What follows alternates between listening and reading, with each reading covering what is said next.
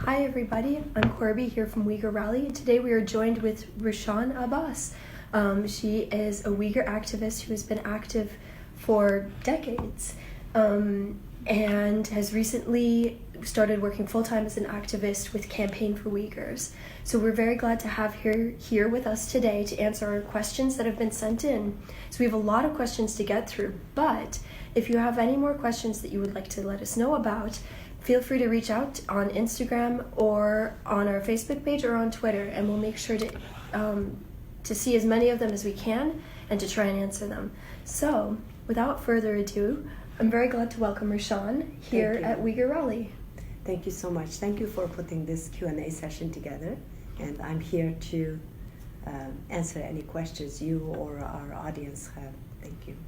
So, I think let's start with a general question. So, tell us how you got into activism. Why did you start? I was born in a great cultural revolution, right in the middle of it, actually. So the whole time I was growing up, I witnessed and also I heard a lot of discrimination by the Han Chinese government, communist Chinese government, against the Uyghur people. When I was in the elementary school and high school, middle school and high school, these years we had some Uyghur literature and historical books. More I read, more I realize that there are so many injustice against Uyghur people. Our homeland was occupied by communist China in 1949, and ever since then the communist regime has been trying using the different labels on the using different labels to oppress Uyghur people. So more I learned, more I wanted to do something about this. So when I was at the university, in my university years, we, with some students from the higher grades of the university, we were talking about the birth policy against Uyghur people and the testing nuclear weapons in our homeland. Also in the name, it's the Xinjiang Uyghur Autonomous Region given to us by Chinese government. Xinjiang means new territory. Xin means new in Chinese, Jiang means territory. But we don't have any autonomy, any kind of freedom. Not just that, in our own homeland, our people are being treated as a secondary citizens. So those are the kind of issues brought me into the acting and get into activism and try to do something to be the voice and bring up those issues with the government. Mm-hmm. What's something that you're really proud of from your career as an activist?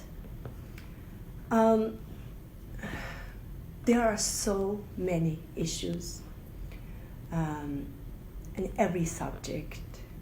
The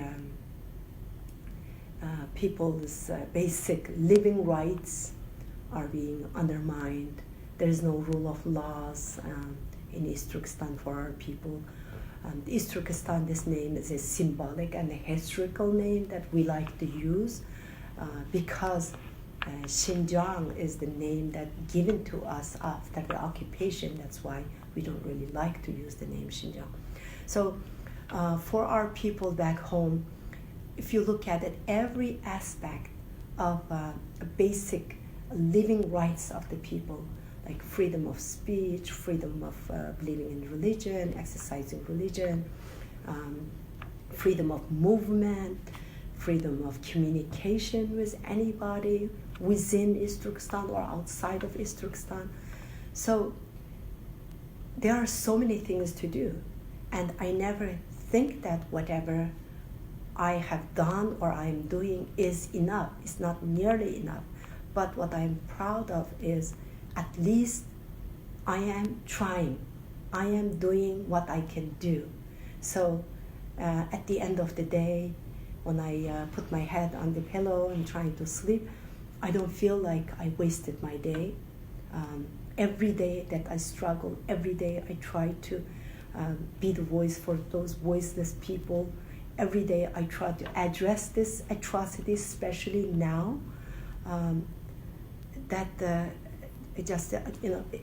I feel like at least I'm doing something about it. And when people know it, I really want them to stand up and do something and take action too. What's something that people could do? So people that are watching this who don't really know how to get involved, or people who aren't Uyghur, what's something that anyone could do to help improve the situation in East Turkestan? There are a few things that people can do. One is raising awareness. That is the most important thing right now. Because of the information blockade and also the communication is cut to the region for past 1.5 years now, many people still don't know what is happening.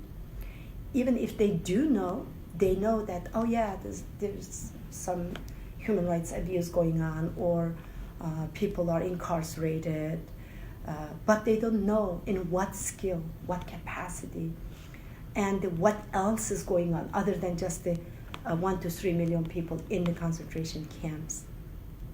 So it is very important, people who know about what's happening, to speak about it, share on social media, tell everybody about what is happening. That's one thing. Secondly, if anybody watching here are U.S. citizens or living in U.S., we do have a bill, the Uyghur Human Rights Policy Act 2019. We still need more than 100 House Representatives' signatures. So it is very essential for people to call their representatives, ask them to support this. And number 3, if they know any Uyghurs, it's nice to reach out to them, because the Uyghur people, Uyghur and the Kazakh and the Turkic people from East Turkestan, they are going through the toughest time. What's happening in our homeland is the atrocity of this century, and it's not just staying there. It's impacting the Uyghur people all around the world. Every Uyghur in diaspora is impacted by this. They cannot communicate with their loved ones. They don't get, especially the young Uyghur students abroad, they can't get any kind of financial support that they used to receive. All of a sudden, the entire burden of taking care of them or paying their tuition, everything is on their shoulder. So we need help admitting them into universities with way of tuition, or help them out. Or if nothing else, just to offer a friendly face and just to listen to them. And another thing is, there are a lot of Chinese disinformation and false narratives right now about this atrocity. At the beginning, when the issue of the modern day concentration camps came to the media, the Chinese government completely denied. They said, no, nothing like that is happening. Camps? What camps? We don't have any kind of, we are not interning any people, and we don't have anything like that. But then, after the overwhelming evidence from the media, from the scholars, from the NGOs, human rights organizations, and finally, in August 2018, they came back and said, oh, those are the re-education centers. And then 2 months later, in October, they changed the narrative and said, oh, those are the vocational training centers. And then again, they said those are the boarding schools. So, well, at least now they are admitting it, but they are trying to defend themselves with changing the story. They are blaming the Uyghur radicalized Muslims because of the national security threat to Chinese government. That's why they are having this. It's all lie. And they're also saying that those are the vocational training centers to have Uyghur people get better jobs. Those are all lies too. People in the camps, they are there because them just being Muslims and Uyghurs. Just exercising very simple religious, like normal religious exercise, like even saying salam alaikum, that is the most peaceful way of greeting each other, people greeting each other. Even that is being outlawed. Salam alaikum means peace be with you. That is being outlawed. If people are fasting during Ramadan, they will go to the camps. If they are praying, even them saying that I am Muslim, that can be the reason they go to the camps. So now, when some Muslim reporters going to the area saying salam alaikum, they are basically they are refusing. They are saying that they are not Muslim. So what's happening is, being a Muslim, being a Uyghur, is being a crime. And now coming to the vocational training center part. Well, we've got university presidents, university professors, we have famous writers, poets, scholars, philanthropists, business owners, and we have young people and elderly. They don't need jobs. So whatever the Chinese government is saying, it's all lies. So what people can do is they have to be careful on what they are spreading on social media. Recently, I saw some Muslim people visiting some China proper, like Xi'an, Gansu, and other parts, and having a picture in front of some Hui mosques and saying, China is not having a problem with Islam. They are not waging a war on Islam. The Muslims are exercising freely. Well, there are some news reports and there's some Chinese documents. The Chinese government is now paying people to come to pray in the mosques, just to let people feel the way these people are saying on the social media. I encourage them to contact the Uyghur people, Uyghur organizations, and get the true story, the real reality of what's happening. So those are the kind of things that just ordinary people can do to help us. Let me see if I can move this really fast. Can we go sideways? Oh, no. But if you do sideways, I think it's going to be the same. Okay, so there's a lot of disinformation out there. Mm-hmm. Is there anything in particular that you would like to address? So, like, you've mentioned issues of like China being truthful or not about the nature of the camps. Are they educational? Are they vocational? Are they re-education? About who is being oppressed, what the situation is. A lot of times when people talk about the Uyghurs today, they talk about terrorism and extremism. What would your response be to issues like this?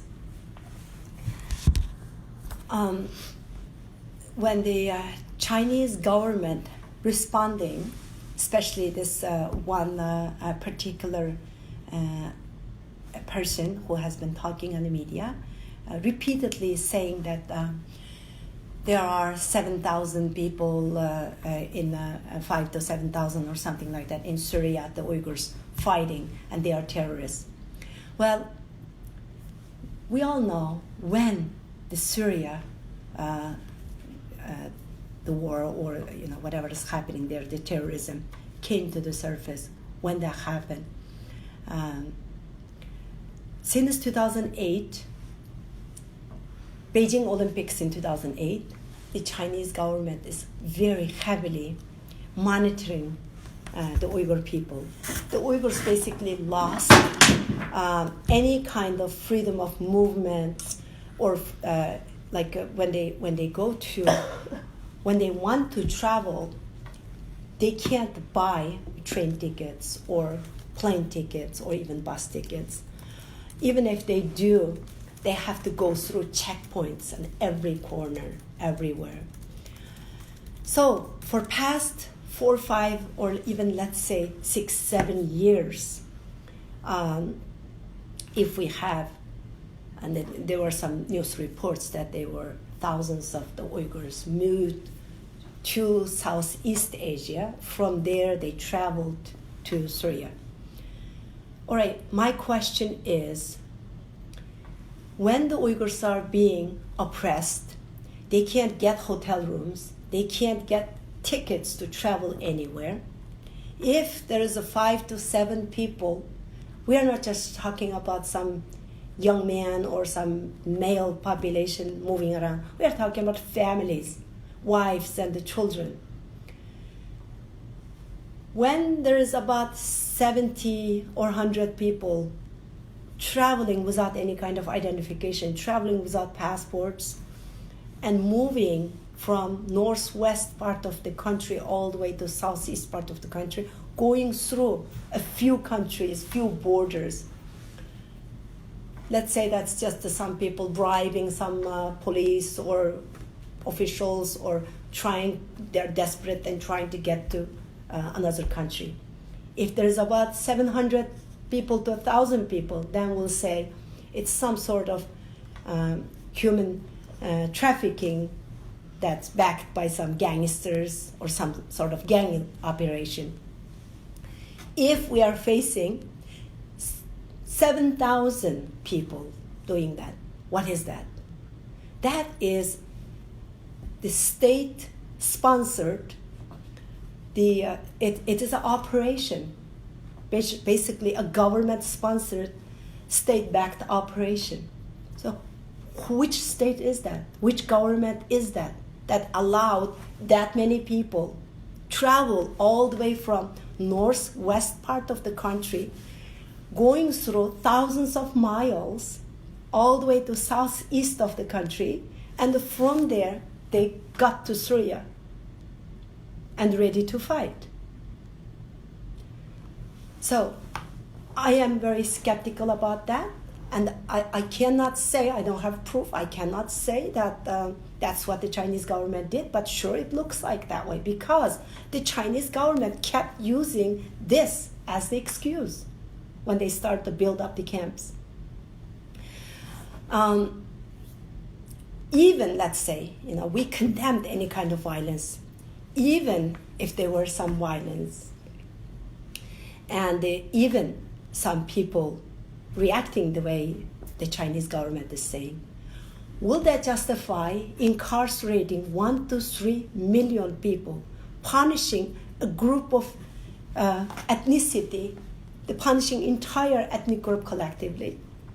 No, nowhere in the world has done something like that in the recent history.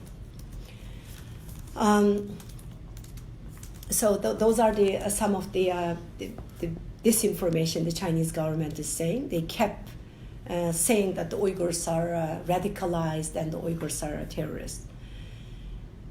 Like I mentioned earlier,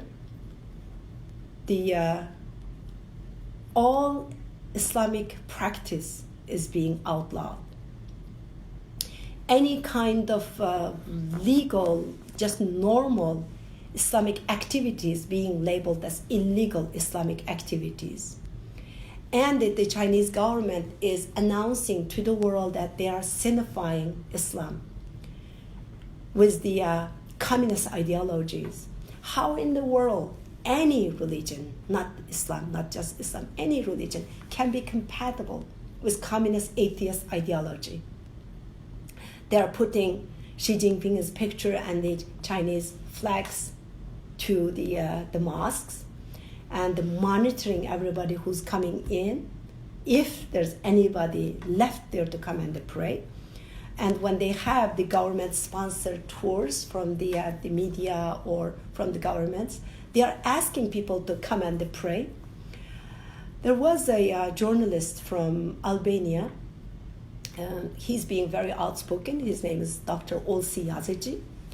He traveled in the government-sponsored tour because he was being skeptical about the criticism against the Chinese government about those camps. And he really honestly believed and he thought those are all false. And he wanted to prove to the world after he goes there, interview people, yes, the Uyghur people are radicalized, and yes, there are some people who are actually threat to the national security for China. That's why Chinese government is doing this. So the Chinese government invited him with a government-sponsored tour. So he did go. First, when he went to Urumqi, he did report people in Urumqi living in prosperity, very nice city with high-rise buildings, and people are happy here. And then when his first visit outside of Urumqi, the first camp he went to visit, he realized that those people in the camps are just simple, just the basic, just regular, ordinary Uyghur people practicing basic Islamic religious activities, and that's why they are there. When he interviewed, when he talked to the young Uyghur girls and the boys, the guy's crime of being in the camp was because he prayed, or he believed good Muslims supposed to pray 5 times a day. And when he interviewed a young girl, her crime was she had nikah, Islamic wedding ceremony. And some others is because didn't want to take a government's social welfare, because in Islam it's she didn't believe that it's correct to accept that. Well, what's wrong with that? What kind of national threat that will bring? So now he came back and he's speaking very openly he has his own YouTube channel. He's being interviewed in major media. He's telling the world what he saw, what he witnessed. So I encourage people to do some study, and and another thing I need to mention here is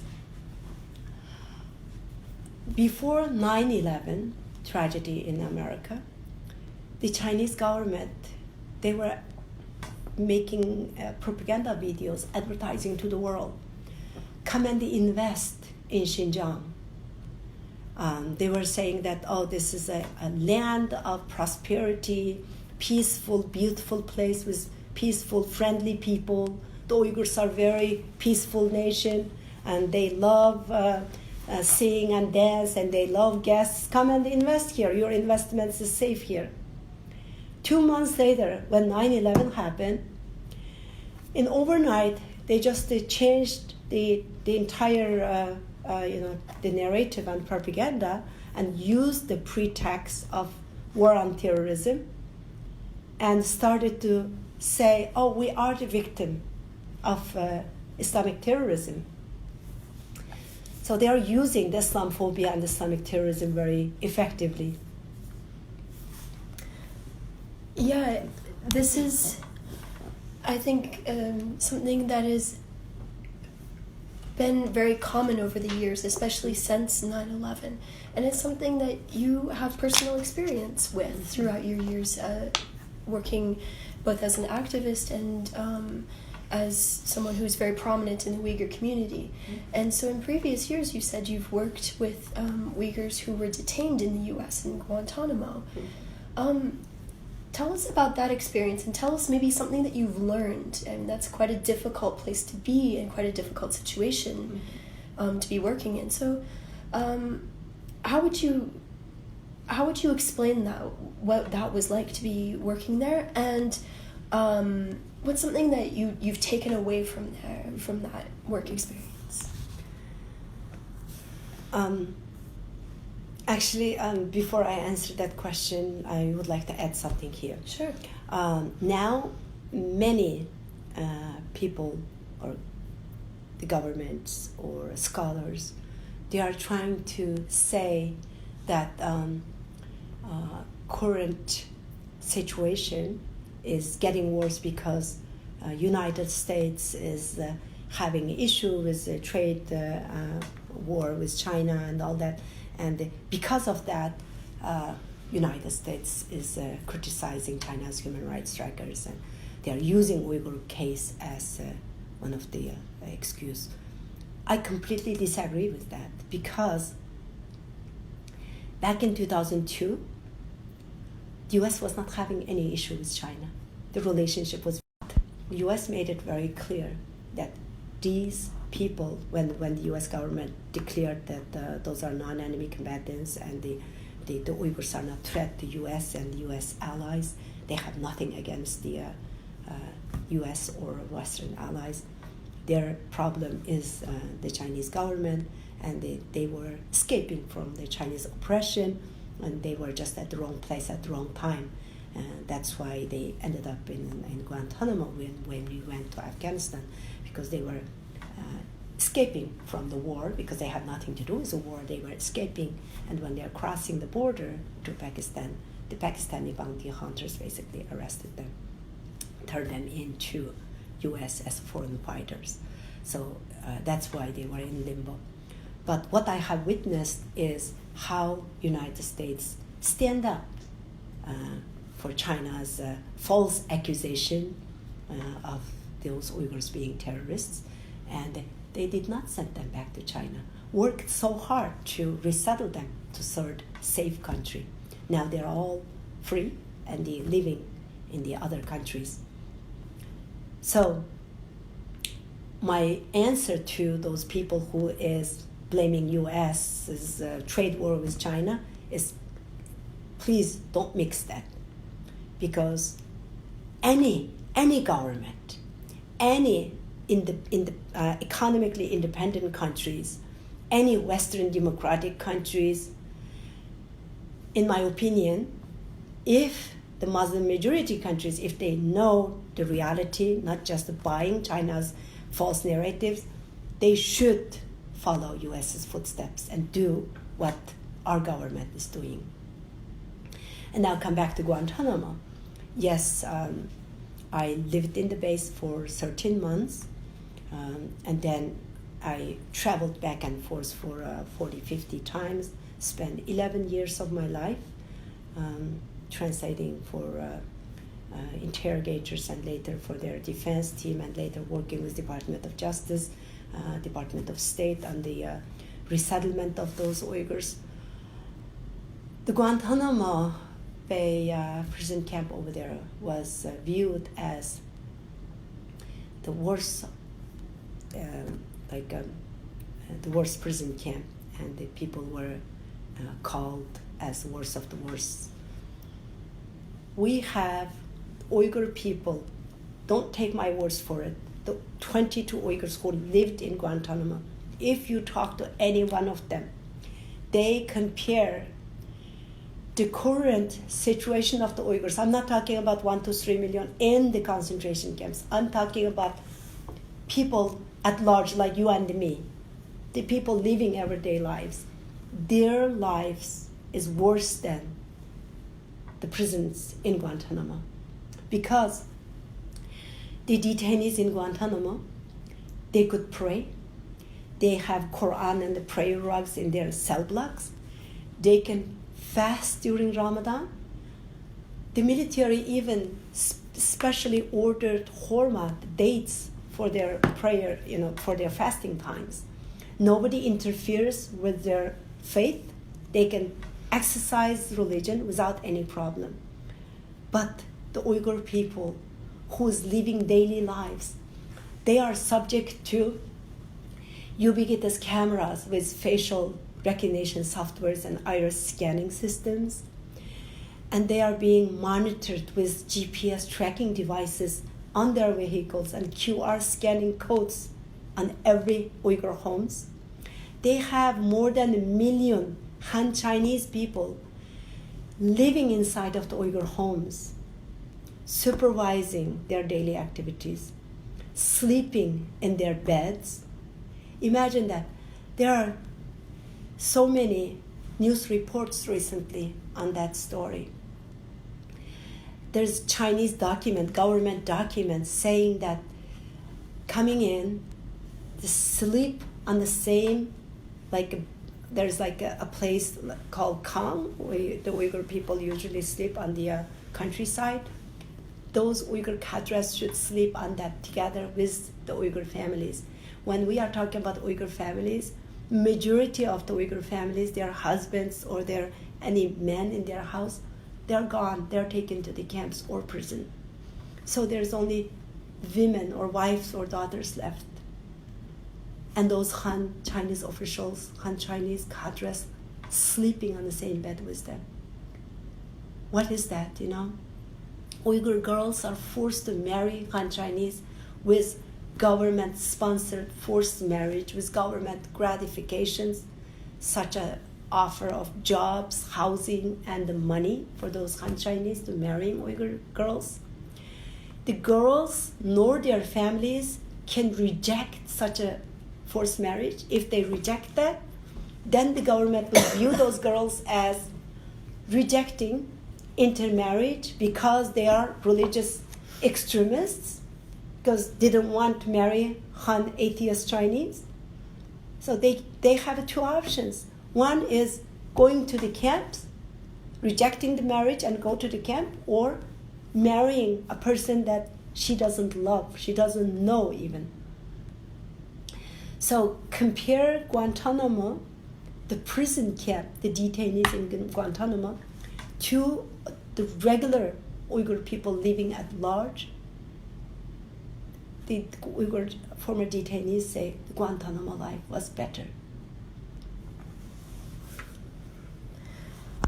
So I think we're going to wrap up here on Facebook with just a couple more questions, take a quick break, and then we'll find you back on Instagram. So our Instagram is @UyghurRally, and there we're going to just check to make sure we get all of your questions, and to get even just a little bit more time with Rushan Abbas, who's joined us here on our Uyghur Rally channel today.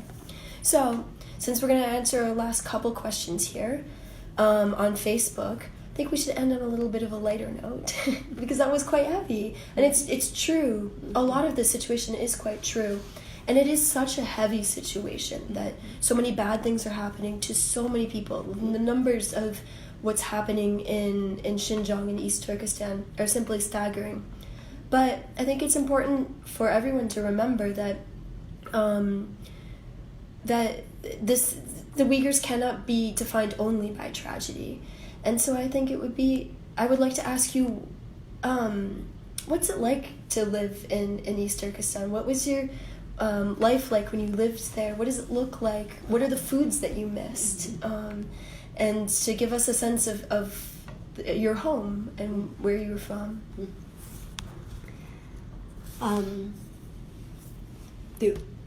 If the people who don't know who the Uyghurs are historically and ethnically is a Turkic people, lived in Central Asia for a couple thousand years or more. I'm not a historian, so I don't want to go into that detail, but geographically, the land is sandwiched between high mountains and desert, and high mountains and desert, and high mountains. So it's beautiful landscaping. Second lowest point in the world, Turpan, is only like 100 miles away from second highest mountain, K2. So landscaping is beautiful, and the food of the Uyghur people is known as one of the best food. It's something like a mixture of Middle Eastern food and our own Central Asian specialty. And then people are really friendly, really nice. I guess, we cannot talk anything that's nice and enlightening without thinking about what's happening to our people and our family members. Before we end this, I want to mention my own family, how became the victim.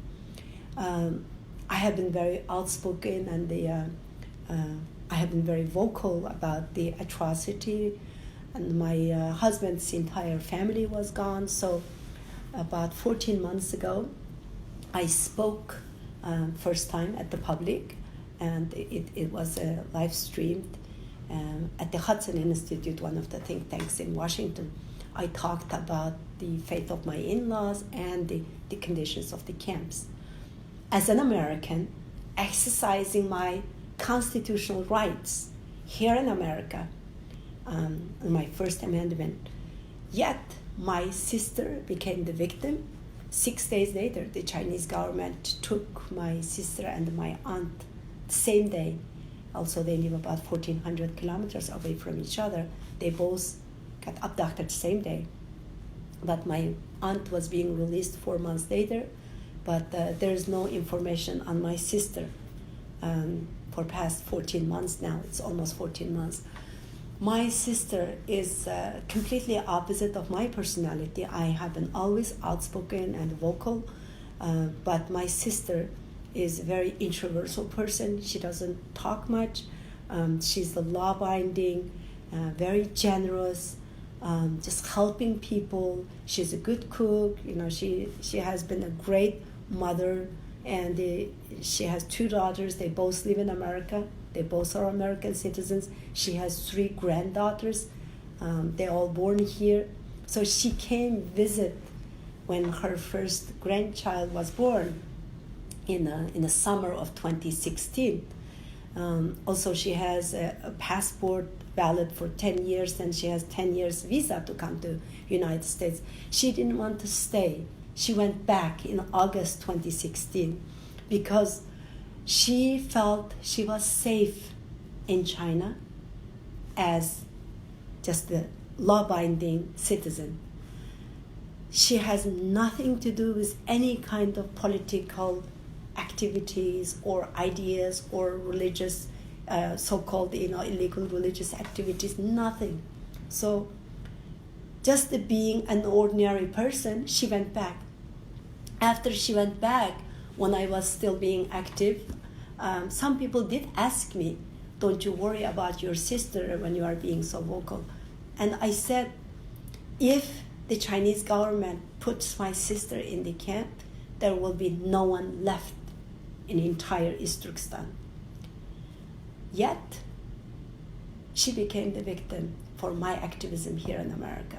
Me and my brother both have been very vocal, outspoken about the atrocity, and we organized demonstrations, protests, and the cultural events where we talked, cultural event at the Congress actually, and they talked about this atrocity. So as a retaliation for our activism, now my sister is in a concentration camp. She was a medical doctor. She speaks fluent Chinese, and the Chinese government is taking people to the camp if they ever travel to one of the Muslim majority countries, or if they have relatives living in the Muslim majority countries, or communicate with anybody in Muslim majority countries. We don't have any relatives who's living in the Muslim majority countries.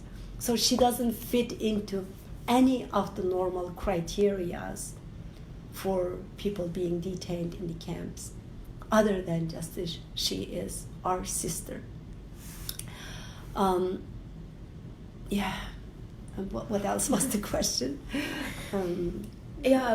About East Turkestan, and I kind of, because so much attention has come to this issue in recent years as the situation has gotten so much worse, I think it's really easy to say, oh, it's just a bad place. It's just a place of sorrow and sadness, and now it is, but I always feel this sense of loss of the life that was lived there, and that includes your family, and it includes your family's history and connections to this place that is so beautiful and so rich, and so I think keeping that in mind for people like me who have no connections myself to China and to my family is not Uyghur, but keeping in mind that this is a really rich culture and a beautiful place of the world, and to have it be turned into a tragedy is really something I think that humankind cannot allow to continue. Yeah. Thank you for your comments. You are absolutely right. The Uyghurs contributed so much to the civilization in the history. If you look at the original Silkroad where Marco Polo went, is originated in the heart of our homeland in East Turkestan. And that is actually another reason why we are facing this atrocity, because we are the landowners of that peace, rich and beautiful land, which is gateway to Central Asia, gateway access to Europe and Africa, and even CPAC, the China-Pakistan Economic Corridor, that starts from Kashgar, goes down to the south to Gwadar port. Xi Jinping's signature project, Belt and Road Initiative, and also being called as New Silk Road, that is actually being one of the key reasons for the current atrocity. So basically, the Xi Jinping's Belt and Road Initiative put our homeland as epicenter of his dream for expanding to the world. That's why the Uyghur people are being targeted. So the New Silk Road or Belt and Road Initiative is based on destruction of our homeland, and the Uyghurs are being racially targeted as the final solution for his world domination. And when you look at it, it's not just a simple Chinese expansion of economy and to the Europe or Africa or Central Asia. It is about spreading the totalitarianism. The Chinese government is changing the rule of law. They are making something like this, the George Orwell's 1984 complete surveillance police state, to something that's normal. Now they are exporting the system to other countries. They are using our homeland as a pilot program and exporting the system. It's already, there's like 18 countries exported the system and using it. What does that mean? So the world population is accepting this as something normal. What kind of future we are looking at if we don't stop this? Because of China's Belt and Road Initiative's power and the trade threats and the manipulation in United Nations as the second largest donor, between all this, China became the power able to strong arm the world. Therefore, many countries try to just to take China's side, and the debt trap diplomacy also. With that, China is able to silencing the world. Last July, there were 22 countries, the most Western democratic countries, they signed a letter to United Nations criticizing China's human rights abuse. And then China came back with 37 countries backing China, basically supporting China's such a horrendous crimes against humanity.